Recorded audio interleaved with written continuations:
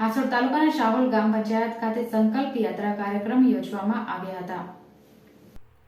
હાસોડ તાલુકાના શાહોલ ગ્રામ પંચાયત ખાતે હાસોડ અંકલેશ્વર વિધાનસભાના ધારાસભ્ય ઈશ્વરસિંહ પટેલની અધ્યક્ષતા હેઠળ ભારત સંકલ્પ યાત્રા કાર્યક્રમ યોજવામાં આવ્યો હતો. શાહોલ ગ્રામ પંચાયત ખાતે લાભાર્થીઓના સ્વાર્ગી વિકાસ માટે સુનિશ્ચિત કરતા વિકસિત ભારત સંકલ્પ યાત્રા શાહોલ ખાતે આવી પહોંચી હતી. કાર્યક્રમની શરૂઆત દીપ પ્રગટ્યથી કરવામાં આવી હતી. સ્વાગત ગીત અને પુષ્પગુચ્છથી પધારેલા પદાધિકારીઓ તેમજ અધિકારીનું સ્વાગત કરવામાં આવ્યું હતું. ધારાસભ્ય ઈશ્વરસિંહ પટેલ સન્માન નિધિ યોજના, પીએમ આવાસ યોજના, આયુષ્યમાન ભારત યોજના તથા સરકારની બહુમૂલ્ય યોજના વિશે મહત્વ સમજાવી ગ્રામજનોને વિસ્તૃત જાણકારી આપી હતી અને જનકલ્યાણકારી યોજનાઓના લાભાર્થીઓના લાભનું વિતરણ કરવામાં આવ્યું હતું.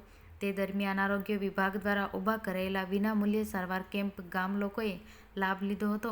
ગામ લોકોએ વિકસિત ભારત સંકલ્પ યાત્રા ઉપર ફિલ્મ બતાવવામાં આવી હતી અને વિકસિત ભારતના શપથ પણ શાળાના આચાર્યોએ લેવડાવ્યા હતા. મેરી કહાની મેરી જુબાની અંતર્ગત લાભાર્થીઓને પોતાના પ્રભાવિત રજૂ કર્યા હતા. અંતે શાળાના બાળકોએ ધરતી કહે પુકાર કે ગીત પણ રજૂ કર્યું હતું.